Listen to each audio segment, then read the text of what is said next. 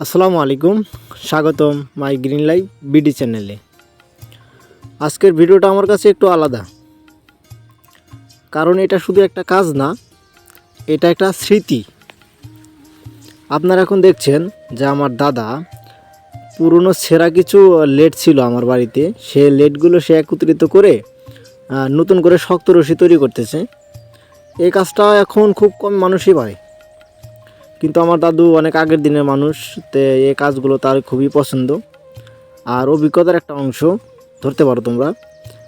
তে পুরনো নষ্ট হয়ে যাওয়া যে ইয়াগুলো ছিল আমার, সেগুলো সে একত্রিত করে একটা পর একটা পাক দিয়ে নতুন দড়ি তৈরি করতেছে। তা আমি অনেকটা কাছে গেলাম, যাওয়ার পরে দেখি যে কীভাবে আসল দড়িটা তৈরি করে।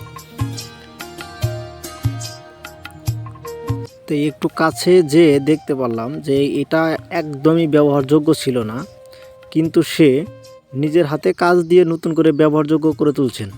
এটা সবচাইতে আমার কাছে ভালো লাগলো, বা নতুন কিছু তার কাছ থেকে শিখতে পারলাম।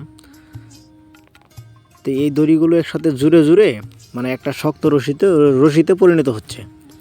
তো এটা হয়তো আপনারা দেখলেই বুঝতে পারতেছেন, এটা শুধু একটা কাজ না, এটা আমাদের গ্রামের পুরনো জ্ঞান আর একটা অভিজ্ঞতা।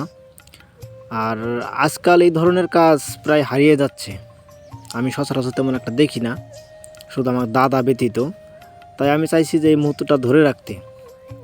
এই রশিটা আমার কাছে শুধু একটা জিনিস না, বা আপনাদের কোনো কাজে নাও লাগতে পারে যে ভাই এই ধরনের ভিডিও আমাদের কোনো কাজে লাগবে না, ভাই তাতে আমার কোনো যায় আসে না।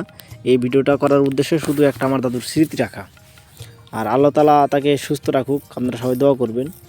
আর গ্রামের এই ধরনের বাস্তব জীবন আর পুরনো অভিজ্ঞতা দেখতে সাথেই থাকুন মাই গ্রিন লাইফ বিডি চ্যানেলের। সবাইকে অসংখ্য ধন্যবাদ। আসসালামু আলাইকুম ওয়া রাহমাতুল্লাহ।